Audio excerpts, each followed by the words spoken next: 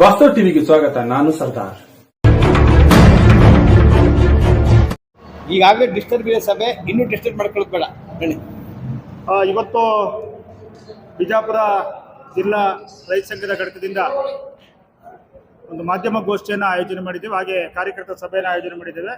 ಮೊದಲಿಗೆ ಇಲ್ಲಿ ಬಂದಿರತಕ್ಕಂಥ ಎಲ್ಲ ಮಾಧ್ಯಮ ಸ್ನೇಹಿತರನ್ನ ಪ್ರೀತಿಪೂರ್ವಕವಾಗಿ ಸ್ವಾಗತಿಸ್ತಾ, ಇವತ್ತು ಈ ಮಾಧ್ಯಮ ಗೋಷ್ಠಿಯನ್ನು ಉದ್ದೇಶಿಸಿ ನಮ್ಮ ಕರ್ನಾಟಕ ರಾಜ್ಯ ರೈತ ಸಂಘದ ರಾಜ್ಯಾಧ್ಯಕ್ಷರಾದಂಥ ಬಡಗಲಪುರ ನಾಗೇಂದ್ರ ಅವರು ಮತ್ತು ಗೌರವಾಧ್ಯಕ್ಷರಾದಂಥ ಚಾಮರಸ ಮಾಲಿ ಪಾಟೀಲ್ ರವರು, ಅದೇ ರೀತಿ ಇವತ್ತು ವೇದಿಕೆಯಲ್ಲಿ ನಮ್ಮ ಬೆಳಗಾವಿ ವಿಭಾಗೀಯ ಉಪಾಧ್ಯಕ್ಷರಾದಂಥ ಬಸನಗೌಡ ಧರ್ಮಗೌಡರವರು, ಜಿಲ್ಲಾಧ್ಯಕ್ಷರಾದಂಥ ಶಂಕರಗೌಡರು, ಯುವ ಘಟಕದ ರಾಜ್ಯ ಸಂಚಾಲಕರಾದಂಥ ಸಿದ್ದನಗೌಡ ಪಾಟೀಲ್ರು, ಯುವ ಘಟಕದ ಮುಖ್ಯಸ್ಥರು, ಮಹಿಳಾ ಘಟಕದ ಎಲ್ಲರೂ ಪದಾಧಿಕಾರಿಗಳಿದ್ದಾರೆ. ಈಗ ಮೊದಲಿಗೆ ನಮ್ಮ ಮಾಧ್ಯಮ ಗೋಷ್ಠಿಯನ್ನು ಉದ್ದೇಶಿಸಿ ಮಾತಾಡೋಕ್ಕಿಂತ ಮೊದಲು ನಾವೇನೀಗ ರಾಜ್ಯಾದ್ಯಂತ ಏನು ಈ ಒಂದು ಲೋಕಸಭಾ ಚುನಾವಣೆಯನ್ನು ಒಂದು ಚಳವಳಿಯಾಗಿ ನಾವು ಎತ್ಕೊಂಡಿದ್ದೀವಿ.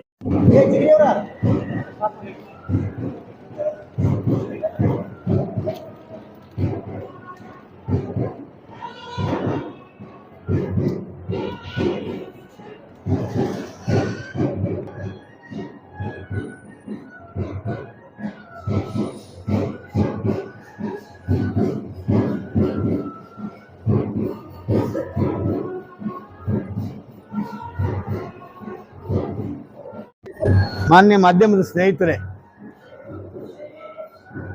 ಕರ್ನಾಟಕ ರಾಜ್ಯ ರೈತ ಸಂಘ ಒಂದು ಜವಾಬ್ದಾರಿಯುತವಾದ ಸಂಘಟನೆ.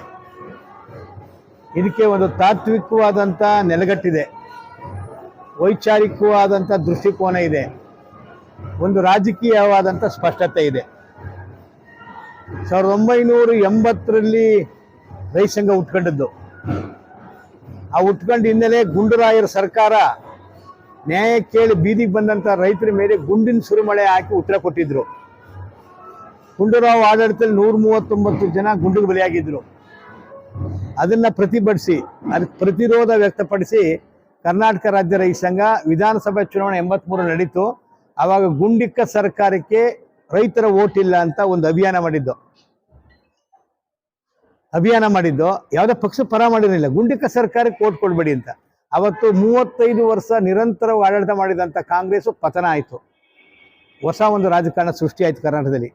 ಗುಂಡೂರಾವ್ನು ಕೂಡ ರೈತ ಸಂಘದ ಕಾರ್ಯಕರ್ತರು ನಮ್ಮ ಸುಂದರೇಶ್ ನೇತೃತ್ವದಲ್ಲಿ ಸೋಮವಾರಪೇಟೆಯ ಪ್ರತಿ ಹಳ್ಳಿಗೂ ಹೋಗಿ ಅವ್ರನ್ನ ಡಿಫೀಟ್ ಮಾಡಿ ಸೋಲಿಸಿದ್ರು MLA. ಈ ಥರ ಇತಿಹಾಸದ ಸಂಘಟನೆ. ಅಂದರೆ ಎಚ್ಚರಿಕೆ ಕೊಟ್ಟಿದ್ದು, ರೈತರಿಗೆ ಎದುರಾಕೊಂಡಂತ ಯಾವುದೇ ಸರ್ಕಾರಗೂ ಉಳಿವಾಲಿಲ್ಲ ಅನ್ನೋದನ್ನ ಸಂದೇಶವನ್ನು ನಾವು ಪ್ರಾರಂಭ ಮಟ್ಟದಲ್ಲಿ ಮಾಡಿದ್ದು. ಈಗ ಪುನಃ ಅದೇ ರೀತಿ ಪರಿಸ್ಥಿತಿ ಬಂದಿದೆ. ಅದಕ್ಕಿಂತನೂ ಸಂಕಷ್ಟವಾದ ಪರಿಸ್ಥಿತಿ, ಅದಕ್ಕಿಂತನೂ ಬಹಳ ಕ್ಲಿಷ್ಟವಾದ ಪರಿಸ್ಥಿತಿ ಇದೆ. ನರೇಂದ್ರ ಮೋದಿಯವರ ಸರ್ಕಾರ 10 ವರ್ಷ ಪೂರೈಸಿತು. ನರೇಂದ್ರ ಮೋದಿಯವರ 10 ವರ್ಷದ ಆಡಳಿತವನ್ನು ಅವಲೋಕನ ಮಾಡಿದ್ರೆ ಎಂದೂ ಒಂದೇ ಒಂದು ಯಾವ ಕಾರ್ಯಕ್ರಮವೂ ರೈತರ ಪರ ಇಲ್ಲ. ರೈತರು ಸಂಪೂರ್ಣ ನಿರ್ಲಕ್ಷ್ಯ ಮಾಡಿ ಇದುವರೆಗೆ ಆಡಳಿತ ಮಾಡ್ಕೊಂಡು ಬಂದಿದ್ದಾರೆ. ಉದಾಹರಣೆಗೆ ಹೇಳೋದಾದರೆ 2014ರಲ್ಲಿ ಅವರು ಗುಜರಾತಿನ ಮುಖ್ಯಮಂತ್ರಿ ಆಗಿದ್ದರು. ಲೋಕಸಭಾ ಚುನಾವಣೆಯ ಪ್ರಚಾರದ ನೇತೃತ್ವವನ್ನು ವಹಿಸಿದ್ರು. ಅವರು ಭಾಷಣ ಮಾಡಿರುವಂಥ ಕ್ಲಿಪ್ಗಳಿವೆ ಮತ್ತು ಆ ಪಕ್ಷದ ಪ್ರಣಾಳಿಕೆ ನಮ್ಮ ಮುಂದಿದೆ. BJPಯನ್ನು ಅಧಿಕಾರಕ್ಕೆ ರೈತರು ತಂದರೆ ಮೊದಲನೇ ಸಭೆಯಲ್ಲೇ, ಅಂದರೆ ಮೊದಲನೇ ಕ್ಯಾಬಿನೆಟಲ್ಲೇ ರೈತರ ಸಂಪೂರ್ಣ ಸಾಲ ಮನ್ನಾ ಮಾಡ್ತೀವಿ ಅಂತ ಹೇಳಿದರು. 10 ವರ್ಷ ಆಯಿತು, ಇದುವರೆಗೆ 1 ಪೈಸಾ ಸಾಲವನ್ನು ರೈತರು ಮನ್ನಾ ಮಾಡಿಲ್ಲ. ಆದರೆ ಕಾರ್ಪೊರೇಟ್ ಕಂಪ್ನಿಗಳ ಸಾಲವನ್ನು ಲಕ್ಷಾಂತರ ಕೋಟಿ ಮನ್ನಾ ಮಾಡಿದ್ದಾರೆ. 10 ವರ್ಷದ ಆಡಳಿತದಲ್ಲಿ 25ರಿಂದ 28 ಜನ ಕಾರ್ಪೊರೇಟ್ ಕಂಪ್ನಿಗಳ 20,47,000 ಕೋಟಿ ರೈಟ್ ಆಫ್ ಮಾಡಿದ್ದಾರೆ. ಅಷ್ಟೇ ಸಾಲದು ಅಂತೇಳಿ ಕಾರ್ಪೊರೇಟ್ ತೆರಿಗೆ 30% ಇತ್ತು ಬಡ್ಜೆಟಲ್ಲಿ, ಅದನ್ನು 20%ಗೆ 20 ಲಕ್ಷ ಕೋಟಿನ ಅನುಕೂಲ ಮಾಡಿದ್ದಾರೆ. ಆದರೆ ರೈತರು ಈ ದೇಶದಲ್ಲಿ 60 ಭಾಗ ಇದ್ದೀವಿ, 60 ಭಾಗ ಉದ್ಯೋಗ ಸೃಷ್ಟಿ ಮಾಡ್ತೀವಿ, 60 ಭಾಗ ಪರೋಕ್ಷ ಉದ್ಯೋಗನೂ ಬೇರೆ ಬೇರೆ ರೀತಿ ಸೃಷ್ಟಿ ಮಾಡ್ತಿದ್ದೀವಿ. ಅರೆ ಹೊಟ್ಟೆಲ್ಲಿ ಇಟ್ಕೊಂಡು ಈ ಸಂಪೂರ್ಣ ದೇಶದ ಜನಕ್ಕೆ ಸಂಪೂರ್ಣ ಫುಲ್ ಮಿಲ್ಕ್ ಕೊಡ್ತಾ ಇದೀವಿ ನಾವು. ಇಂಥ ರೈತರ ಸಾಲ ಮನ್ನಾ ಮಾಡೋಕ್ಕೆ ದುಡ್ಡಿಲ್ಲ. ಎಷ್ಟು 3 ಲಕ್ಷ ಕೋಟಿ ಸಾಕು. 3 ಲಕ್ಷ ಕೋಟಿ. 30 ಲಕ್ಷ ಕೋಟಿಯನ್ನ ಅನುಕೂಲ ಮಾಡಿದರೆ ಕಾರ್ಪೊರೇಟ್ ಕಂಪನಿಗೆ, ರೈತರ 3 ಲಕ್ಷ ಕೋಟಿನ ಇದುವರೆಗೂ ಮನ್ನಾ ಮಾಡೋಕ್ಕಾಗಿಲ್ಲ. ಮನ್ನಾ ಮಾಡಿದ್ರೆ ಖಜಾನೆ ಬರ್ದಾಯ್ತೆ ಅಂತ ಹೇಳ್ತಾ ಇದ್ದಾರೆ. ರೈತರು ಇವರ ಅವಧಿಯಲ್ಲಿ 1,474 ಜನ ಆತ್ಮಹತ್ಯೆ ಮಾಡ್ಕೊಂಡಿದ್ದಾರೆ. 10 ವರ್ಷ ಆಡಳಿತದಲ್ಲಿ ಯಾವುದೇ ಒಂದು ರೈತನ ಮನೆಗೆ ಹೋಗಿ ಸಾಂತ್ವನ ಹೇಳಿದಂಥ ಉದಾಹರಣೆ ಇಲ್ಲ. ಇದೆಲ್ಲ ಅರ್ಥ ಮಾಡ್ಕೋಬೇಕು, ಉದಾಹರಣೆ ಇಲ್ಲ. ಆದರೆ ಅದಾನಿ ಮೊಮ್ಮಗನ ತೊಟ್ಲು ಶಾಸ್ತ್ರಕ್ಕೆ ಹೋಗಿ ಇವರು ಟೈಮ್ ಇದೆ, ಹೋಗಿ ಬರ್ತಾರೆ. ರೈತರಿಗೆ ಇನ್ನೊಂದು ದೊಡ್ಡ ಭರವಸೆ ಕೊಟ್ಟಿದ್ದವರು ಸ್ವಾಮಿನಾಥನ್ ವರದಿಯನ್ನ ಇಂದಿನ ಸರ್ಕಾರ ಬರೀ ಮುಚ್ಚಿಟ್ಬಿಟ್ಟಿದೆ. BJP ಸರ್ಕಾರ ಬಂದರೆ ಅದು ಓಪನ್ ಮಾಡ್ತೀವಿ, ರೈತರ ಬೆಂಬಲ ಬೆಳೆದಂಥ ಬೆಲೆಗೆ ಕೃಷಿ ಉತ್ಪನ್ನಗಳಿಗೆ C2+50% ಸ್ವಾಮಿನಾಥನ್ ವರದಿಯನ್ನು ಬೆಲೆ ನೀಡ್ತೀವಿ ಅಂದರು. ಇದುವರೆಗೂ ಬೆಲೆ ನೀಡಿಲ್ಲ. ಸುಪ್ರೀಂ ಕೋರ್ಟ್ ಮುಂದೆ ಬೆಲೆ ನೀಡೋಕ್ಕಾಗಲ್ಲ ಅಂತ ಪ್ರಮಾಣ ಪತ್ರ ಸಲ್ಲಿಸಿದ್ದಾರೆ. ಜೊತೆಗೆ ರೈತರ ಇನ್ಕಮ್ ಅನ್ನ ಡಬಲ್ ಮಾಡ್ತೀವಿ 2022 ಫೆಬ್ರವರಿಗೆ ಅಂದ್ರು. ರೈತರ ಇನ್ಕಮ್ ಡಬಲ್ ಆಗಿಲ್ಲ. ಗೊಬ್ಬರ ಬೆಲೆ ಜಾಸ್ತಿ ಆಯ್ತು, ಡೀಸೆಲ್ ಬೆಲೆ, ಪೆಟ್ರೋಲ್ ಜಾಸ್ತಿ ಆಯ್ತು, ಕೃಷಿ ಪರಿಕರಗಳ ಮೇಲೆ GST ಹಾಕಿದ್ರು. ನಮ್ಮ ಕೃಷಿ ಉತ್ಪನ್ನಗಳ ಬೆಲೆ ಜಾಸ್ತಿ ಆಯ್ತು. ಎಲೆಕ್ಟ್ರಿಸಿಟಿ ಆಕ್ಟು ಇವತ್ತು ನಾವು ಕರ್ನಾಟಕದಲ್ಲಿ 60 ಲಕ್ಷ ಜನ ರೈತ ಚಳವಳಿಯ ಹೋರಾಟದಿಂದ 10 HP ಮೋಟರ್ವರೆಗೆ ಉಚಿತವಾದಂಥ ವಿದ್ಯುತ್ತನ್ನು ಪಡಿತಾ ಇದ್ದೀವಿ. 60 ಲಕ್ಷ ಪಂಪ್ಸೆಟ್ದಾರರು ರೈತ ಚಳವಳಿಯ ಹೋರಾಟದ ಅನುಕೂಲದಿಂದ 10 HP ವರೆಗೆ ಇವತ್ತು ಉಚಿತ ವಿದ್ಯುತ್ ಪಡಿತಿದ್ದೀವಿ. ಇವರು ವಿದ್ಯುತ್ ಕಾಯ್ದೆಗೆ ತಿದ್ದುಪಡಿ ತಂದು ಅಂಬಾನಿ ಅದಾನಿ ವಹಿಸಿ ಅದು ಖಾಸಗೀಕರಣ ಮಾಡಿ ನಮ್ಮ ರೈತರ ಪಂಪ್ಸೆಟ್ಗಳಿಗೆ ಸ್ಮಾರ್ಟ್ ಮೀಟರ್ ಹಾಕಿ ದುಡ್ಡು ವಸೂಲಿ ಮಾಡಕ್ ಬರ್ತೀವಿ. ಆಯ್ತಲ್ವೋ? ಬಟ್ ಇಷ್ಟೇ ಅಲ್ಲ, ಇವುಗಳನ್ನು ಹೋರಾಟದಿಂದ ದಕ್ಷಿಸ್ಕೋಬಹುದು ನಾವು. ಆದರೆ WTO ವಿಶ್ವ ವಾಣಿಜ್ಯ ಒಪ್ಪಂದ ಬಂದ ಮೇಲೆ ರೈತರ ಆತ್ಮಹತ್ಯೆಗಳು ಜಾಸ್ತಿ ಆಯಿತು. ಕಾಂಗ್ರೆಸ್ ಪಕ್ಷನೇ ಅದಕ್ಕೆ ರುಜುವಾಗಿತ್ತು. ನಾವು ಹೋರಾಟ ಮಾಡಿದ್ಮೇಲೆ ಅದು ಸ್ವಲ್ಪ ಜಾರಿ ತರೋದನ್ನ ಹಿಂದಿಡಿತಿತ್ತು. ಆದರೆ ಯಾರು ವಿರೋಧ ಮಾಡಿದ್ರು ಕಾಂಗ್ರೆಸ್ ಪಕ್ಷ ಜಾರಿಗೆ ಬಂದಾಗ, ಅವರು ಇವತ್ತು ಅಧಿಕಾರದಲ್ಲಿದ್ದಾರೆ. ಇವರು ಅದನ್ನು ಮೀರೂ ಕೂಡ ಕೃಷಿ ವ್ಯವಸ್ಥೆಯನ್ನು ಕಾರ್ಪೊರೇಟ್ ಕಂಪ್ನಿಗಳಿಗೆ ವಹಿಸಕ್ಕೆ ಹೋಗ್ತಾರೆ. ನಮ್ಮ ಕೃಷಿ ಉತ್ಪಾದನೆ, ನಮ್ಮ ಭೂಮಿ, ನಮ್ಮ ಮಾರುಕಟ್ಟೆ ಎಲ್ಲವನ್ನೂ ಕಾರ್ಪೊರೇಟ್ ಕಂಪ್ನಿಗೆ ಹೋಗಿ ನಮ್ಮ ಒಕ್ಕಲ್ತನದಿಂದ ರೈತರನ್ನ ಎಬ್ಸಪ್ ಮಾಡ್ತಾ ಇದ್ದಾರೆ. ಆವಾಗ ರೈತರು ಬೀದಿ ಬೀಳಬೇಕಾಗತ್ತೆ, ಭಿಕ್ಷುಕರಾಗಬೇಕಾಗುತ್ತೆ. ಇವು ನಮ್ಮ ರೈತರ ದೃಷ್ಟಿಯಿಂದ ನರೇಂದ್ರ ಮೋದಿ ಅವರ 10 ವರ್ಷದಿಂದ ಏನನ್ನೂ ಮಾಡಿಲ್ಲ. ರೈತರು ಮೋಸ ಮಾಡಿದ್ದಾರೆ, ದ್ರೋಹ ಮಾಡಿದ್ದಾರೆ. ಎಲ್ಲವನ್ನು ನ್ಯಾಯಕ್ಕೆ ಡೆಲ್ಲಿಗೆ ಹೋದಂಥ 2020 ಸೆಪ್ಟೆಂಬರಲ್ಲಿ ರೈತರು, ನಮ್ಮ ರಾಜಧಾನಿ ಡೆಲ್ಲಿ ಇರೋದು ಭಾರತ ದೇಶದ್ದು, ಡೆಲ್ಲಿ ನ್ಯಾಯ ಕೇಳಿದ್ರೆ ಎಲ್ಲಿಗೆ ಹೋಗೋಕ್ಕಾಗತ್ತೆ? ಡೆಲ್ಲಿ ಕೂಡ್ಕೊಳ್ಳದೆ ಮೊಳೆ ಹೊಡಿಸಿದ್ರು, ಕನಕ ಮಾಡಿದ್ರು, ಬ್ಯಾರಿಕೇಡ್ ಮಾಡಿದ್ರು, ಪೊಲೀಸರ ಕೆಲ ಅಲ್ಲೇ ಮಾಡಿಸಿದ್ರು. ಮಾಡಬಾರ್ದಂಥ ಅನಾಗರಿಕವಾದಂಥ ಎಲ್ಲ ದೌರ್ಜನ್ಯಗಳು ಮಾಡಿದ್ರು. ಅನ್ನ ಅಕ್ಕನಿಗೆ ಗೌರವ ಕೊಡಬೇಕು. ಬಸವಣ್ಣನ ನಾಡಿದು, ಶರಣರ ನಾಡಿದು. ಅನ್ನ ಅಕ್ಕರಿಗೆ ಕಾಯಕ ಧರ್ಮಕ್ಕೆ ಒತ್ತು ಕೊಡ್ತಿದ್ದು. ಈ ಥರ ಪರಂಪರೆ ಇರುವಂಥ ಒಂದು ಭೂಮಿ ಒಳಗಡೆ ಅನ್ನ ಅಕ್ಕವನಿಗೆ ಮರ್ಯಾದೆ ಕೊಡಬೇಕಾದವರು, ಗೌರವ ಕೊಡಬೇಕಾದ್ರೆ ಅನ್ನ ಅಕ್ಕದವ್ರಿಗೆ ಅವಮಾನ ಮಾಡಿದ್ರು. ಅಂದರೆ ಈ BJP ಪಕ್ಷ, ಅದರ ಮಿತ್ರ ಪಕ್ಷಗಳು, ನರೇಂದ್ರ ಮೋದಿ ಪ್ರಧಾನಿಯಾಗಿ, ಗೃಹ ಮಂತ್ರಿಯಾಗಿ ಅಮಿತ್ ಶಾ, ಪೂರ್ತಿ ಇವರೆಲ್ಲರೂ ಕೂಡ ಭಾಳ ಬಿಸ್ನೆಸ್ ಮೆನ್ ಥರ ಇದ್ದಾರೆ ಹೊರತು, ಅದು ಬಿಸ್ನೆಸ್ ಸಣ್ಣ ಪುಟ್ಟಲ್ಲ, ದೊಡ್ಡ ಕ್ಯಾಪಿಟಲಿಸ್ಟ್ಗಳ ಪರ ಇದ್ದಾರೆ ಹೊರತು ನಮ್ಮ ದುಡಿಯೋ ವರ್ಗದ ಪರ ಇಲ್ಲ. ಇವತ್ತು ರೈತರು ನೆಮ್ಮದಿಯಾಗಿಲ್ಲ, ದಲಿತರು ನೆಮ್ಮದಿಯಾಗಿಲ್ಲ, ಮಹಿಳೆಯರು ನೆಮ್ಮದಿಯಾಗಿಲ್ಲ, ನಿರುದ್ಯೋಗಿಗಳಿಗೆ ಉದ್ಯೋಗ ಸಿಗ್ತಾ ಇಲ್ಲ. ಮತ್ತು ಎಲ್ಲಕ್ಕಿಂತ ದೇಶದಲ್ಲಿ ಶಾಂತ ವಾತಾವರಣ ಇತ್ತು. ನಮ್ಮ ಸಂವಿಧಾನ ವಿಭಿನ್ನ ವೈವಿಧ್ಯತ ಕೂಡಿದಂಥ ಸಮಾಜದಲ್ಲಿ ಒಂದು ಏಕತೆಯನ್ನು ಕಂಡುಕೊಂಡಿದ್ದೀವಿ. ನಮ್ಮ ರಾಜ್ಯಗಳೆಲ್ಲ ಸೇರಿ ಒಂದು ಒಕ್ಕೂಟ ಸರ್ಕಾರ ಆಗಿದ್ದೀವಿ. ಇಲ್ಲಿ ಎಲ್ಲ ಧರ್ಮಕ್ಕೂ ಅವಕಾಶ ಉಂಟು, ಎಲ್ಲ ಧರ್ಮಕ್ಕೂ ಅವಕಾಶ ಉಂಟು, ಎಲ್ಲ ಭಾಷೆಗೂ ಅವಕಾಶ ಉಂಟು. ಆದರೆ ಇವತ್ತು ಇಲ್ಲಿ ಸಂವಿಧಾನ ಧರ್ಮಗಳನ್ನ ಒಪ್ಕೊಂಡಿದೆ, ಎಲ್ಲ ಧರ್ಮಕ್ಕೂ ಸ್ವಾತಂತ್ರ್ಯ ಕೊಟ್ಟಿದೆ. ಅದು ವೈಯಕ್ತಿಕ ಮಾತ್ರ, ಸಾರ್ವಜನಿಕಕ್ಕೆ ಬರಂಗಿಲ್ಲ. ಆದರೆ ಇವರು ಧರ್ಮಗಳು ಎತ್ಕಡ್ತಾ, ಜಾತಿಗಳು ಎತ್ತು ಮಾಡ್ತಾ, ಮತ್ತೆ ಮುಂದಿನ ಮಸೀದಿ ವಿಚಾರ ಮಾಡ್ತಾ, ನಿಜವಾದ ವಿಷಯಗಳನ್ನ ಮರೆಮಾಚಿ ನಮ್ಮ ಜನರಲ್ಲಿ ಭಾವನಾತ್ಮಕವಾದ ವಿಚಾರಗಳು ಕೇಳಿಸಿ ಓಟ್ ತಗೊಂಡು ಸಂವಿಧಾನವನ್ನೇ ಬದಲಾಯಿಸಕ್ಕೆ ಹೊರಟಿರೋಂಥದ್ದು. ಈ ಕಾರಣಕ್ಕೆ ನಾವು ಕರ್ನಾಟಕದ ರೈತ ಚಳವಳಿ ಜವಾಬ್ದಾರಿ ಚಳವಳಿಯಾಗಿ 83ರಲ್ಲಿ ಕಾಂಗ್ರೆಸ್ಸನ್ನು ಅಧಿಕಾರದಿಂದ ಕಿತ್ತೊಗೆದಿದ್ದ ರಾಜ್ಯದಲ್ಲಿ, ಇವಾಗ ಇಂಡಿಯಾದಲ್ಲಿ ಅಂದರೆ ಭಾರತದಲ್ಲಿ ಈ BJP ಮತ್ತು ಮಿತ್ರ ಪಕ್ಷಗಳ ಅಧಿಕಾರವನ್ನು ಕಿತ್ಕೊಳ್ಳೋಕ್ಕೆ ನಾವು ಮತ ನೀಡಿ ಅಂತ ರೈತರಿಗೆ ಅಭಿಯಾನ ಮಾಡ್ತೀವಿ. ಮನಗೊಂದು ಕರಪತ್ರ ಕೊಡ್ತಾ ಇದ್ದೀವಿ. ನಮ್ಮ ಸ್ಲೋಗನ್ ಇಷ್ಟೇ: ಡೆಲ್ಲಿ ಕೂಡಿದಂಥ ನರೇಂದ್ರ ಮೋದಿ ಮತ್ತು ಅವರ ಮಿತ್ರ ಪಕ್ಷಗಳನ್ನು, BJP ಮತ್ತು ಮಿತ್ರ ಪಕ್ಷಗಳನ್ನು ಡೆಲ್ಲಿ ಗದ್ದುಗೆಯಿಂದ ಕೀಳ್ತೀವಿ ನಾವು ರೈತರು ಅನ್ನೋದು. ನಮ್ಗೆ ಹಳ್ಳಿಗೆ ಶಕ್ತಿ ಇದೆ, ಹಳ್ಳಿಗರಿಗೆ ನಮ್ಗೆ ಶಕ್ತಿ ಇದೆ. ಪಂಜಾಬಲ್ಲಿ ಇವತ್ತು ಯಾವ ಹಳ್ಳಿಗೂ ಹೋಗೋಕ್ಕಾಗಲ್ಲ BJP ಅವರು. ಹರಿಯಾಣದಲ್ಲಿ ಹೋಗೋಕ್ಕಾಗಲ್ಲ, ಉತ್ತರ ಪ್ರದೇಶದ ಕೆಲವು ಭಾಗದಲ್ಲಿ ಹೋಗೋಕ್ಕಾಗಲ್ಲ. ನಾವು ಕರ್ನಾಟಕದಲ್ಲಿ ಈ ರಾತ್ರಿ ಅಭಿಯಾನ ಮಾಡ್ತಾ ಇದೀವಿ, ಮನಗೊಂದು ಕರಪತ್ರ ಹಾಕ್ತಾ ಇದೀವಿ. ಈ ಸಾರಿ ಬಿಜೆಪಿಯನ್ನು ಅಧಿಕಾರ ತೋರಿಸ್ತೀವಿ ಅಂತ ಅಭಿಯಾನಕ್ಕೆ ಬಂದಿವಿ. ಇವತ್ತು ಬಿಜಾಪುರದಲ್ಲೂ ಕೂಡ ಕಾರ್ಯಕ್ರಮ ಮಾಡ್ತಾ ಇದೀವಿ. ಪ್ರಶ್ನೆಗಳಿದ್ರೆ ಕೇಳ್ಬೋದು. ಮುಂದಿನ ದಿನಮಾನಗಳಲ್ಲಿ ಒಟ್ಟಾರೆ ನೀವು ಏನು ಹೇಳಕ್ಕೆ ಇಷ್ಟಪಡ್ತೀರಾ? ಹೇಳಿ. ಮುಂದಿನ ದಿನಗಳಲ್ಲಿ ಸರ್ಕಾರಕ್ಕೆ ಬಿಜೆಪಿ ಇದ್ರ ಬಗ್ಗೆ ಏನು ಹೇಳಿಕೆ ಇದು ಮಾಡ್ತೀರಾ ಅಂತ ಸರ್? ಬಿಜೆಪಿನ ತೊಲಗಿಸ ಕೊಟ್ಟಿವಿ, ಅದಕ್ಕೇನು ಹೇಳಕ್ ಹೋಗ್ತಾ ಇಲ್ಲ. ಇವ್ರಿಗೆ ಅಧಿಕಾರದಲ್ಲಿ ಮುಂದುವರಿಯೋಕೆ ನಿಮ್ಗೆ ಯೋಗ್ಯತೆ ಇಲ್ಲ. ಅಧಿಕಾರ ತ್ಯಜಿಸ್ಬೇಕು ಅಂದ್ರೆ ಅವ್ರು ರೆಡಿ ಅಲ್ಲ, ನಾವು ಕಳಿಸ್ಬೇಕು ಮತದಾನ ಮುಖಾಂತರ. ಮತ್ತೆ ಇನ್ಯಾವುದೇ ರಾಜಕೀಯ ಪಕ್ಷ ಅಧಿಕಾರಕ್ಕೆ ಬರಬಹುದು, ಇವ್ರು ಸೋತಿ ಅವರು ರೈತ ವಿರೋಧ ನಡ್ಕೊಂಡ್ರು ಅದ್ರ ವಿರುದ್ಧ ಕೂಡ ಹೋರಾಟ ನಾವು ಮುಂದುವರಿಸ್ತೀವಿ. ರಾಜ್ಯದ ತುಂಬ ತಮ್ಮ ಪ್ರತಿಭಟನೆ ಕೂಡ ಮುಂದುವರಿಸ್ತೀರಾ ಹೇಗೆ ಅಂತ? ರಾಜ್ಯ ಅದು ಕೇಂದ್ರ ಸರ್ಕಾರ ಬಂದು ರಾಜ್ಯ ಸರ್ಕಾರ ರೈತ ವಿರೋಧಿ ನೀತಿಗಳಿದ್ರೆ ಆ ಕಾಲಕ್ಕೆ ನಾವು ಪ್ರತಿಭಟಿಸ್ತೀವಿ.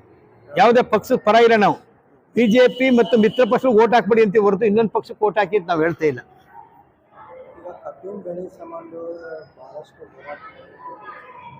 ಕಬ್ಬಿನ ಬೆಲೆ ಸಮಸ್ಯೆಗೆ ಅಂತಂದ್ರೆ ಅಂತಾರಾಷ್ಟ್ರೀಯ ನೀತಿಗೂ ಇಲ್ಲಿ ಕಬ್ಬು ಬೆಲೆಗೂ ಸಂಬಂಧ ಇದೆ. WTO ಬಂದಮೇಲೆ ಇವತ್ತು ಹೊರಗಡೆಯಿಂದ ಸಕ್ಕರೆನ ಇಂಪೋರ್ಟ್ ಮಾಡ್ಕೊಳ್ತಿದ್ದೀವಿ. ಹಂಗೆ ಎಣ್ಣೆ ಆಯಿಲ್ ಕೂಡ ಆಯಿಲ್ಗಳನ್ನು ಕೂಡ ಇಂಪ್ಲಿಮೆಂಟ್ ಮಾಡ್ತೀವಿ. ಇದರಿಂದ ಎಲ್ಲ ರೀತಿಯ ಕೃಷಿ ಉತ್ಪನ್ನಗಳಿಗೆ ಧಕ್ಕೆ ತರ್ತಾ ಇದೆ. ಇವತ್ತು ನಾವು ಬೀದರ್ಗೆ ಹೋಗಿದ್ದಾನೆ, ಎಲ್ಲ ಆ ಭಾಗದಲ್ಲೂ ಕೂಡ ಕಬ್ಬಿನ ಫ್ಯಾಕ್ಟ್ರಿಯಲ್ಲಿ ಬಾಕಿ ಕೊಟ್ಟಿಲ್ಲ. ಇಲ್ಲೂ ಕೂಡ ಬಿಜಾಪುರ ಬಂದರು ಅದೇ ಸಮಸ್ಯೆ, ಬಾಗಲಕೋಟೆಗೆ ಹೋದ್ರು ಅಷ್ಟೇ, ಬೆಳಗಾಂಗೆ ಹೋದ್ರು ಅಷ್ಟೇ, ಹಳೆ ಮೈಸೂರು ಭಾಗ, ಮಧ್ಯ ಕರ್ನಾಟಕ ಸಮಸ್ಯೆ. ಈಗ ಎಲೆಕ್ಷನ್ ಆದಮೇಲೆ ಕಬ್ಬಿನ ವಿಚಾರ, ಕಬ್ಬಿಗೆ ಬಾಕಿ ವಸೂಲಿ, ಎಲೆಕ್ಟ್ರಿಸಿಟಿ ಇವತ್ತು ನಮ್ಮ ಸರಿಯಾಗಿ ಸಪ್ಲೈ ಆಗ್ತಾ ಇಲ್ಲ. ಮತ್ತು ಇವತ್ತು ರಾಜ್ಯ ಸರ್ಕಾರ ವಿದ್ಯುತ್ ಸಂಪರ್ಕಕ್ಕೆ ಜಾಸ್ತಿ ದುಬಾರಿ ವೆಚ್ಚ ಅದನ್ನು ಇಳಿಸಬೇಕು ಅಂತೇಳಿ ಒಂದು 3-4 ಅಂಶ ಅವುಗಳನ್ನು ಇಟ್ಕೊಂಡು ನಾವು ಹೋರಾಟ ಮಾಡ್ತೀವಿ. ಮತ್ತು ಬರಗಾಲಕ್ಕೆ ನ್ಯಾಯ ಕೊಡಿಸಿಲ್ಲ ಕೇಂದ್ರ ಸರ್ಕಾರ. ಸುಪ್ರೀಂ ಕೋರ್ಟ್ಗೆ ಹೋದ್ಮೇಲೆ ಭಿಕ್ಷಾ ರೂಪದ ಪರಿಹಾರ ಕೊಟ್ಟು ಸುಮ್ಮನಿದೆ. ಸಂಪೂರ್ಣ ನಮ್ಮದು ಏನು ಬೇಡಿಕೆ ನಮ್ಮದು ಅನ್ಯಾಯ ಆಗಿದೆ, ಅನ್ಯಾಯನ ಸರಿಪಡಿಸ್ಬೇಕು ಅನ್ನೋ ಹೋರಾಟವನ್ನು ಚುನಾವಣೆ ನಂತರ ಮುಂದುವರಿಸ್ತೀವಿ. ಈಗ ನೀರಿನ ಸಮಸ್ಯೆನೂ ಅದೇ, ಹಳ್ಳಿಯಲ್ಲಿ ನೀರು ಬಿಡ್ತಾ ಇಲ್ಲ ಅಂತಂದು ಅದೊಂದು ಸಮಸ್ಯೆ. ನೀರು ಬೇಸಿಗೆ ಬಂದಿದೆ, ಸ್ವಾಭಾವಿಕವಾದಂಥ ಸಮಸ್ಯೆ ಅದು. ಅದನ್ನು ನೀರನ್ನು ಇಲ್ಲದ ಕಡೆ ಟ್ಯಾಂಕರು ಬೋರು ಎಲ್ಲ ಮಾಡ್ತವ್ರೆ. ಅದು ಎಲ್ಲ ಬರಗಾಲದ ಸಮಸ್ಯೆ ಇದೆ. ಆದರೆ ಸರ್ಕಾರ ಇನ್ನೂ ಸಮರ್ಪಕವಾಗಿ ಕುಡಿಯೋ ನೀರನ್ನು ಒದಗಿಸೋಕ್ಕೆ ಮುಂದಾಗ್ಬೋದು. ಜಾನುವಾರು ಎಲ್ಲಕ್ಕೂ ಏನು ಮಾತಾಡ್ತೀನಿ ಭಾಷಣದಲ್ಲಿ ಹೇಳ ಸಾಕಲ್ವಾ, ಸಾಕು, ಪತ್ರಿಕೆಗೆ ಸಾಕು ಅನಿಸುತ್ತೆ. ಎಷ್ಟು ಇದು ಕರ್ನಾಟಕದ ರೈತ ವಿರೋಧಿ ಅಂದರೆ ಇದು 122 ವರ್ಷದಲ್ಲೇ ಕಂಡರಿಯದಂಥ ಬರಗಾಲ ಇದೆ. 223 ತಾಲೂಕು ಗುರ್ಸಿದ್ದೀವಿ, 193 ತಾಲೂಕು ಗಂಭೀರವಾದ ಬರ ಇದೆ. 18,171 ಕೋಟಿನ ಕೇಳಿ ನಾವು ರಾಜ್ಯ ಸರ್ಕಾರ ಸೆಪ್ಟೆಂಬರ್ಲೇ ಕೇಳಿದೆ, ನವಂಬರ್ಲಿ ಫುಲ್ ಕಂಪ್ಲೀಟ್ ಆಗಿದೆ. ಇದುವರೆಗೂ ಕೊಡದೆ ಕೋರ್ಟ್ಗೆ ಹೋದ ಮೇಲೆ ನಾವು ಕೂಡ ಅರ್ಜಿ ಕೋರ್ಟಲ್ಲಿ ಪಾರ್ಟಿ ಆಗಿ ಸೇರ್ಕೊಳಕ್ಕೆ ಹೋಗಿದ್ದು. ಕೋರ್ಟ್ಗೆ ಹೋದ ಮೇಲೆ ಈಗ ಕಣ್ಣೊರ್ಸೋಕ್ಕೋಸ್ಕರ 3,454 ಕೋಟಿ ಕೊಟ್ಟಿದ್ದಾರೆ. ಇದು ಅನ್ಯಾಯ. ಇನ್ನೊಂದು ವಿಚಾರ ಅಂದರೆ ನಮ್ಮ BJPಯವರು 25 ಜನ ಗೆದ್ದಿದ್ರು, ಸುಮಲತಾ ಸೇರಿಸಿ 26. ಈ BJPಯವರು MLA MP ಗಳು ಈಗ ಇಂಥ ಎಲೆಕ್ಷನ್ ಟೈಮಲ್ಲೂ ಕೂಡ ಕೇಂದ್ರ ಸರ್ಕಾರ ಬರ ಪರಿಹಾರ ಮಾಡಿ ಅಂತ ಅವ್ರಿಗೆ ನರೇಂದ್ರ ಮೋದಿಯನ್ನು ವಿಜೃಂಭಣೆ ಗೌರವ ಸಲ್ಲಿಸ್ತಾರಲ್ಲ, ಇವ್ರ ತಾಕತ್ತಿಲ್ಲ. ಇವ್ರು ನರಸತ್ತವ್ರು MP ಗಳು. ಒಂದಿನ ಕರ್ನಾಟಕದ ಬರದ ಬಗ್ಗೆ ದುಡ್ಡು ಬಿಡುಗಡೆ ಮಾಡಿ ಅಂತ ಕೇಂದ್ರ ಸರ್ಕಾರದಲ್ಲಿ ಯಾರು ಭೇಟಿ ಮಾಡಿ ಒತ್ತಾಯ ಮಾಡಿಲ್ಲ. ಈಗ ಸುಪ್ರೀಂ ಕೋರ್ಟ್ ಚಾಟಿ ಮಾಡಿದ್ರೆ ಅದನ್ನು ಸ್ವಾಗತ ಮಾಡ್ತಾ ಇದ್ದಾರೆ. ಮತ್ತೆ ಈ ನಮ್ಮ ರೈತರ ಪರ ಅಥವಾ ರಾಜ್ಯದ ಪರ ನಿಂತ್ಕೊಳ್ಳೋದಂತ ಇಂದಿನ ಸಂಸತ್ತರ ಆಯ್ಕೆ ಅವರು ಯಾರೇ ಆಗಿರಲಿ ಅವ್ರು ಸೋಲಿಸ್ಬೇಕು. ಇಡೀ ದೇಶದಾದ್ಯಂತ ಇವತ್ತು ಲೋಕಸಭಾ ಚುನಾವಣೆಯ ಕಾವು ಏರ್ತಾ ಇದೆ. ಕಳೆದ 10 ವರ್ಷಗಳಿಂದ ನರೇಂದ್ರ ಮೋದಿ ನೇತೃತ್ವದ ಬಿಜೆಪಿ ಸರ್ಕಾರ ಆಡಳಿತದಲ್ಲಿತ್ತು.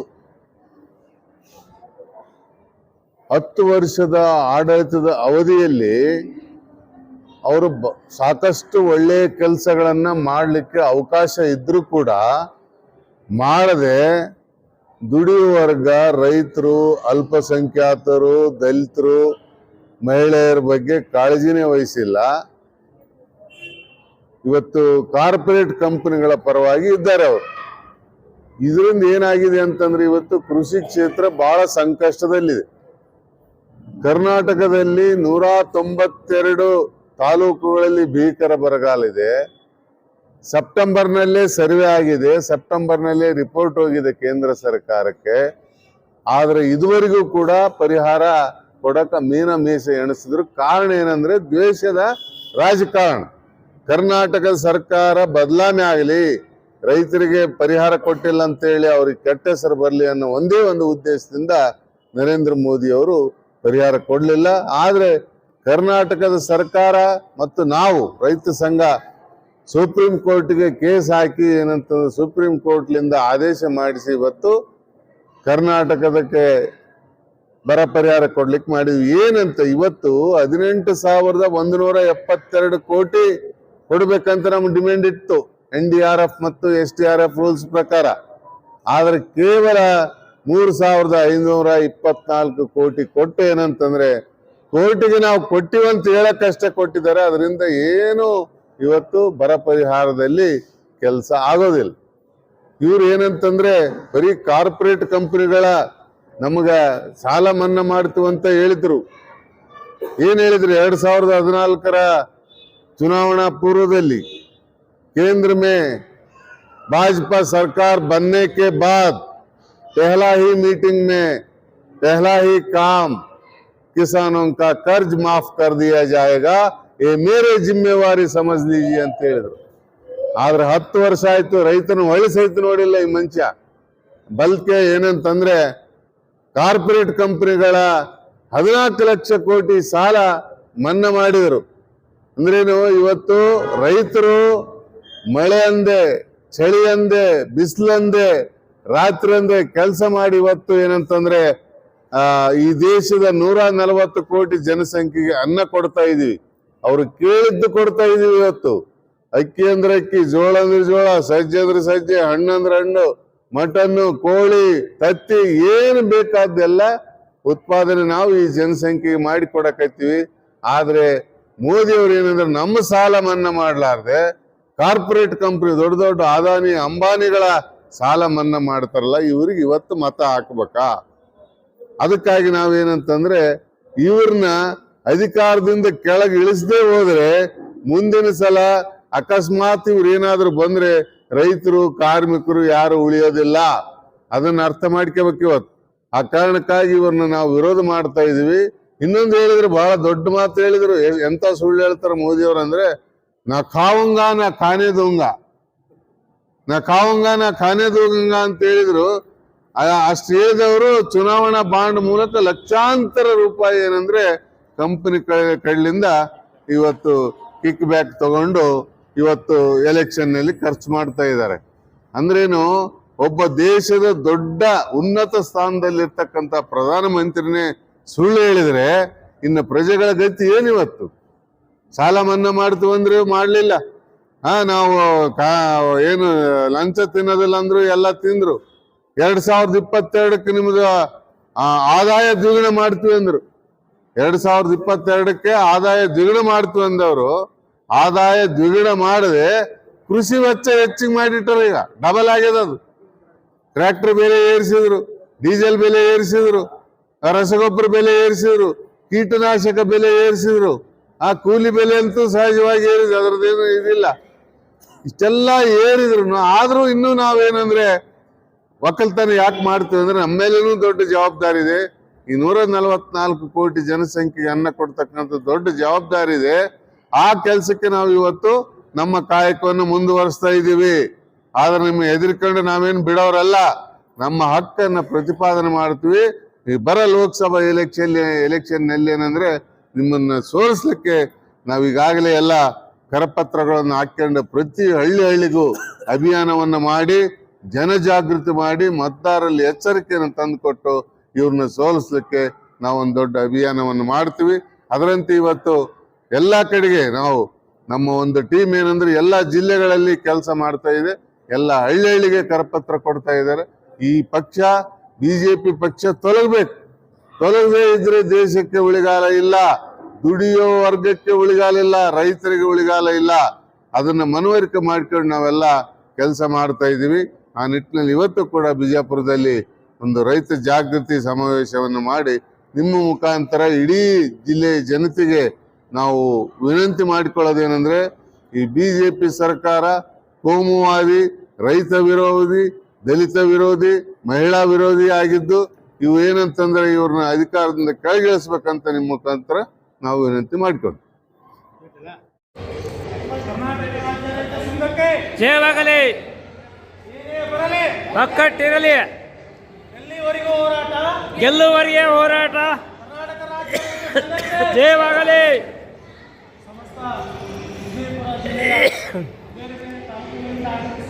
ಎಲ್ಲ ಪದಾಧಿಕಾರಿಗಳು ಹಾಗೂ ರೈತ ಮುಖಂಡರಿಗೂ ಹಾಗೂ ನಮ್ಮ ರಾಜ್ಯ ಸಮಿತಿಯ ರಾಜ್ಯಾಧ್ಯಕ್ಷರಾದಂಥ ಹಾಗೂ ರಾಜ್ಯ ಗೌರವಾಧ್ಯಕ್ಷರಾದಂಥ ಕಾಂಗ್ರೆಸ್ ಪಾರ್ಟಿ ಹಾಗೂ ನಮ್ಮ ರಾಜ್ಯ ಪ್ರಧಾನ ಕಾರ್ಯದರ್ಶಿಯಾದಂಥ ರವಿಗೂ ಹಾಗೂ ಇರುವಂಥ ಎಲ್ಲ ರಾಜ್ಯ ಸಮಿತಿ ಹಾಗೂ ಎಲ್ಲ ಜಿಲ್ಲಾ ಸಮಿತಿಯ ಎಲ್ಲ ಪದಾಧಿಕಾರಿಗಳಿಗೆ ಪ್ರಣಾಮಗಳನ್ನು ಸಲ್ಲಿಸುತ್ತಾ ಇಂದು ನಾವೆಲ್ಲರೂ ಈ APMC 2ರಲ್ಲಿ ಸಭೆ ಸೇರುವ ಉದ್ದೇಶ ಏನಪ್ಪ ಅಂತಂದ್ರೆ 2024ರ ಲೋಕಸಭಾ ಚುನಾವಣೆ ಬಿಜೆಪಿ ಪ್ರಧಾನಮಂತ್ರಿ ಅಭ್ಯರ್ಥಿಯಾದಂಥ ನರೇಂದ್ರ ಮೋದಿ ಅವರ ಒಂದು ನೇತೃತ್ವದ ಚುನಾವಣೆ ಲೋಕಸಭಾ ಚುನಾವಣೆಯಲ್ಲಿ ಈ ಚುನಾವಣೆಯ ಒಂದು ಜಾಗೃತಿಯನ್ನು ಪ್ರಧಾನಮಂತ್ರಿಯವರ ವಿರುದ್ಧವಾಗಿ ಚುನಾವಣಾ ಪ್ರಚಾರವನ್ನು ಜಿಲ್ಲೆಯಲ್ಲಿ ಪ್ರತಿ ಗ್ರಾಮಗಳಲ್ಲಿ ಇದನ್ನು ಹಬ್ಬಿಸಬೇಕು ಅಂತೇಳಿ ನಮ್ಮ ರಾಜ್ಯ ಸಮಿತಿ ನಿರ್ಣಯ ಕೈಗೊಂಡಿದೆ. ಅದೇ ತರನಾಗಿ ನಮ್ಮ ರಾಜ್ಯ ಸಮಿತಿ ಒಂದು ಆದೇಶದ ಮೇರೆಗೆ ನಾವೆಲ್ಲ ಜಿಲ್ಲಾ ಸಮಿತಿಯವರು ಆ ಆದೇಶವನ್ನು ಜಾರಿ ತಪ್ಪದೆ ಅಂತಂದ್ರೆ ಪ್ರತಿ ಗ್ರಾಮಗಳಿಗೆ ಹೋಗಿ ನಮ್ಮದೇ ಆದಂಥ ಕರ್ನಾಟಕ ರಾಜ್ಯ ರೈತ ಸಂಘದ ಒಂದು ಕರಪತ್ರವನ್ನು ಪ್ರತಿ ಎಲ್ಲ ರೈತರಿಗೂ ಎಲ್ಲ ಸಮುದಾಯಕ್ಕೂ ಕಾರ್ಮಿಕರಾಗಿರ್ಬೋದು, ರೈತರಾಗಿರ್ಬೋದು, ಇನ್ನುಳಿದಂಥ ಎಲ್ಲರಿಗೂ ಸಾಮಾನ್ಯ ಜನರಿಗೆ ಈ ಕರಪತ್ರ ಮನೆಗೆ ತಲುಪುವಂಥ ವ್ಯವಸ್ಥೆಯನ್ನು ನಾವೆಲ್ಲರೂ ಮಾಡಬೇಕು ಅಂತೇಳಿ ಈ ಮೂಲಕ ನಾವು ಜಿಲ್ಲಾ ಸಮಿತಿಯ ಮೂಲಕ ಏನಪ್ಪ ಅಂದ್ರೆ ಎಲ್ಲ ರೈತರಲ್ಲಿ ವಿನಂತಿಯನ್ನು ಮಾಡ್ತೀವಿ. ಹಾಗೆ ಈ ಕಾರ್ಯವನ್ನು ಯಶಸ್ವಿಯನ್ನುಗೊಳಿಸ್ತೀವಿ. ಮುಖ್ಯವಾಗಿ ಇವತ್ತು ನಾವು BJP ಅಂತಲ್ಲ, ಕಾಂಗ್ರೆಸ್ನು ಇರ್ಬೋದು ಅಥವಾ ಮುಂದೆ ಯಾವುದೇ ಇರ್ಬೋದು, ರೈತ ವಿರೋಧಿಯನ್ನು ಯಾವ ಸರ್ಕಾರ ಕಾನೂನುಗಳನ್ನು ಜಾರಿಗೆ ತರ್ತೈತಿ ಆ ಸರ್ಕಾರದ ವಿರುದ್ಧ ಇವತ್ತು ಕಾಂಗ್ರೆಸ್ ಇರ್ಬೋದು, BJP ಇರ್ಬೋದು, ಇರ್ಬೋದು, ಇನ್ನಿತರ ಯಾವುದೇ ಇರ್ಬೋದು, ಅಧಿಕಾರದಲ್ಲಿರುವಂತಹ ಸರ್ಕಾರ ರೈತರ ವಿರೋಧ ಕಾನೂನು ಏನಪ್ಪ ಅಂದ್ರೆ ಜಾರಿಗೆ ತಂದ್ರೆ ಇದು ರೈತರಿಗೆ ಹಾನಿ ಆಗ್ತದ. ಈ ಹಾನಿಯನ್ನು ತಡೆಗಟ್ಟಬೇಕು ಅಂದ್ರೆ ನಾವೆಲ್ಲರೂ ರೈತರು ಏನಪ್ಪ ಅಂದ್ರೆ ಒಂದಾಗಿ ಏನಪ್ಪ ಅಂದ್ರೆ ಕಾನೂನಿನ ಜಾಗೃತಿಯನ್ನು ಮೂಡಿಸಬೇಕು. ಈ ತರನಾಗಿ ಕಾನೂನು ಜಾರಿಗೆ ತಂದ್ರೆ ರೈತರಿಗೆ ಈ ಥರ ನಷ್ಟ ಆಗ್ತದೆ ಅನ್ನುವಂಥ ಒಂದು ಏನಪ್ಪ ಉದಾಹರಣೆ ಸಹಿತ ದಾಖಲೆಗಳ ಸಮೇತ ಏನಪ್ಪ ಅಂದ್ರೆ ರೈತರಿಗೆ ಮನವರಿಕೆ ಮಾಡಿದ್ರೆ ಈ ನಮ್ಮ ಹೋರಾಟ ಏನಪ್ಪ ಅಂದ್ರೆ ಜಾಗೃತಿ ಹೋರಾಟ ಏನಪ್ಪ ಅಂದ್ರೆ ಯಶಸ್ವಿ ಆಗ್ತದೆ ಅಂತೇಳಿ ನಾ ಈ ಮೂಲಕ ಹೇಳಲಿಕ್ಕೆ ಇಷ್ಟಪಡ್ತಿದ್ದೇನೆ. ಇವತ್ತು ರಾಜ್ಯ ಸರ್ಕಾರವೂ ಇರ್ಬೋದು, PM ಕಿಸಾನ್ ಯೋಜನೆಯಲ್ಲಿ ಪ್ರತಿ ತಿಂಗಳು ಏನಪ್ಪ ಅಂದ್ರೆ ವರ್ಷಕ್ಕೆ 10,000 ರೂಪಾಯಿ ಕೊಡ್ತಾ ಇತ್ತು. ಇವತ್ತು ಕೇಂದ್ರ ಸರ್ಕಾರ ವರ್ಷಕ್ಕೆ 6,000 ರೂಪಾಯಿ ಕೊಡ್ತೈತಿ. ರಾಜ್ಯ ಸರ್ಕಾರ 4,000 ರೂಪಾಯಿನ ಕಡಿತಗೊಳಿಸೈತಿ. ಅದನ್ನು ಕೂಡ ನಾವು ಏನಪ್ಪ ಅಂದ್ರೆ ಜನರಿಗೆ ಮುಟ್ಟಿಸೋಣ. ಹೌದಾ? ಈ ಥರ ಏನಪ್ಪ ಅಂದ್ರೆ ರಾಜ್ಯ ಸರ್ಕಾರ ಏನಪ್ಪ ಅಂದ್ರೆ ವಿದ್ಯುತ್ ರೈತರಿಗೆ ಹಣ ಕೊಟ್ಟು ಏನಪ್ಪ ಅಂದ್ರೆ ವಿದ್ಯುತ್ ಪಡಿಬೇಕು ಅಂತ ಹೇಳಿದ್ರೆ TC ತಗೋಬೇಕು, ವಿದ್ಯುತ್ ಸಂಪರ್ಕ ತಗೋಬೇಕು ಅಂತಿದೆ. ಅದು ರಾಜ್ಯ ಸರ್ಕಾರ ಇರ್ಬೋದು, ಕೇಂದ್ರ ಸರ್ಕಾರ ಇರ್ಬೋದು. ನಾವು ರೈತರು ಏನಪ್ಪ ಅಂದ್ರೆ ನಾವು ನಿಷ್ಪಕ್ಷವಾಗಿ ಹೋರಾಟ ಮಾಡೋಣ. ಯಾವುದೇ ಸರ್ಕಾರದ ಪರವಾಗಿ ಅಲ್ಲ. ಇವತ್ತು BJP ಇರ್ಬೋದು, ಕಾಂಗ್ರೆಸ್ ಇರ್ಬೋದು, ಜನತಾದಳ ಇರ್ಬೋದು, ಯಾವುದೇ ಇರ್ಬೋದು, ನಮ್ಮ ರೈತರಿಗೆ ಅನುಕೂಲ ಆಗುವಂಥ ಕಾನೂನುಗಳಿರಬೇಕು. ರೈತರ ಉಳಿವಿಗಾಗಿ ನಾವು ಹೋರಾಟ ಮಾಡಬೇಕು ಅಂತೇಳಿ ಈ ಮೂಲಕ ಏನಪ್ಪ ಅಂದ್ರೆ ನಾವು ಕರೆಯನ್ನು ಕೊಡ್ತಾ ಇದ್ದೀವಿ. ಪ್ರತಿ ಹಳ್ಳಿಗಳಿಗೆ ಹೋಗ್ತೀವಿ. ನಾವು ಯಾವುದೇ ಸರ್ಕಾರ ಇರ್ಬೋದು, ಇವತ್ತು ನಮ್ಮ ಆಸ್ಪತ್ರೆಗೆ ನೀರು ಬೇಕು ಅಂದ್ರೆ ನಾವು ರಾಜ್ಯ ಸರ್ಕಾರಕ್ಕೆ ಕೇಳ್ತೀವಿ. DKC ಸಾಹೇಬರು ದೇವರಿಗೆ ಬಂದಿರೋ ಸಾಹೇಬ್ರ ನೀರು ಕೊಡಲಿಲ್ಲ ಅಂದ್ರೆ ನಾವು ಏನಪ್ಪ ಅಂದ್ರೆ ಅಮರಾವತಿಯಾಗ ಉಪವಾಸ ಕೊಡ್ತೀವಿ ಅಂತ ಹೇಳಿದ್ರೆ 10 ದಿನಗಳಲ್ಲಿ ಏನಪ್ಪ ಅಂದ್ರೆ ಜಲಸಂಪನ್ಮೂಲ ಸಚಿವರು ಏನಪ್ಪ ಅಂದ್ರೆ ತುರ್ತಾಗಿ ಏನಪ್ಪ ಅಂದ್ರೆ ಮೀಟಿಂಗ್ ಕಂಡಕ್ಟ್ ಮಾಡಿ ಏನಪ್ಪ ಅಂದ್ರೆ 10 ದಿನಗಳಲ್ಲಿ ನೀರು ಬಿಟ್ಟರು. ಅದು ನಮ್ಮ ಹಕ್ಕದು, ನಮ್ಗೆ ನೀರು ಬೇಕು. ಈ ಥರ ನೂರಾರು ಸಮಸ್ಯೆಗಳಿರ್ಬೋದು. ಅದು ರಾಜ್ಯ ಸರ್ಕಾರ ಇರ್ಬೋದು, ಕೇಂದ್ರ ಸರ್ಕಾರ ಇರ್ಬೋದು, ಯಾವುದೇ ಪಕ್ಷದ ಸರ್ಕಾರ ಇರ್ಬೋದು. ನಾವು ನಿಷ್ಪಕ್ಷಪಾತವಾಗಿ ರೈತ ಪರವಾಗಿ ನಿಂತ್ಕೊಂಡು ನಾವು ನಿರಂತರ ಏನಪ್ಪ ಅಂದ್ರೆ ಹೋರಾಟ ಮಾಡೋಣ. ಇಲ್ಲಿ ಯಾವುದೇ ರೀತಿ ಏನಪ್ಪ ಅಂದ್ರೆ ರಾಜಕೀಯ ಬಣ್ಣ ಬೇಡ ನಮಗೆ, ರಾಜಕೀಯ ಲಾಭ ಬೇಡ ನಮಗೆ. ಈಗ ನೋಡಿ ಸರ್ಕಾರಿ ಕಾರ್ಖಾನೆಗಳಲ್ಲಿ ನೋಡ್ರಿ, ಸಕ್ಕರೆ ಸಚಿವರು ಏನಪ್ಪ ಅಂದ್ರೆ DC ಅವರು ಕೂಡ ಏನಪ್ಪ ಅಂದ್ರೆ ಆದೇಶ ಕೊಟ್ಟಿದ್ದಾರೆ. ರೈತರ ಕಬ್ಬು ಕಳಿಸಿದ 15 ದಿನಗಳೇನಪ್ಪ ಅಂದ್ರೆ ರೈತರ ಕಬ್ಬಿನ ಬಿಲ್ಲನ್ನು ಬಿಡುಗಡೆ ಮಾಡ್ಬೇಕಂತೇಳಿ. ಆದ್ರೆ 4 ತಿಂಗಳಾಗೈತಿ. ನವೆಂಬರ್ನಾಗ ಸ್ಟಾರ್ಟ್ ಆದಂಥ ಕಬ್ಬು ಕಳಿಸಂತ ರೈತರು ಮಾರ್ಚ್ವರೆಗೂ ಬಂದ್ರು ಏನಪ್ಪ ಅಂದ್ರೆ ಕಬ್ಬಿನ ಹಣ ಬಿಡುಗಡೆ ಮಾಡಿಲ್ಲ. ಸ್ವತಃ ನಾವು ಅಲ್ಲಿ ಹೋಗಿ ನಾವು ಏನಪ್ಪ ಅಂದ್ರೆ ರೈತರನ್ನ ಕೇಳಿದಾಗ ಪರಿಶೀಲಿಸಿದಾಗ ಹಲವು ದಾಖಲೆಗಳೇನಪ್ಪ ಅಂದ್ರೆ ಸಿಕ್ಕು ನಮಗೆ. 4 ತಿಂಗಳು ಏನಪ್ಪ ಅಂದ್ರೆ ಕಬ್ಬಿನ ಬಿಲ್ ಏನಪ್ಪ ಅಂದ್ರೆ ಬಿಡುಗಡೆ ಮಾಡಿಲ್ಲ ಅಂದ್ರೆ ಸಕ್ಕರೆ ಸಚಿವರು ಏನು ಮಾಡಾಕತ್ತಾರ, ಜಿಲ್ಲಾಧಿಕಾರಿಗಳು ಏನು ಮಾಡಾಕತ್ತಾರ? ಯಾಕೆ ಈ ಸಕ್ಕರೆ ಏನಪ್ಪ ಅಂದ್ರೆ ಕಾರ್ಖಾನೆಯವರನ್ನ ಜಿಲ್ಲಾಧಿಕಾರಿ ರಾಜ್ಯಾಧಿಕಾರಿಗಳನ್ನ ಮೀಟಿಂಗ್ ತಗೊಂಡು ಯಾಕೆ ಹಣ ಬಿಡುಗಡೆ ಮಾಡಿಲ್ಲ ಅಂತೇಳಿ ಪ್ರಶ್ನೆ ಯಾಕೆ ಮಾಡಲಿಲ್ಲ?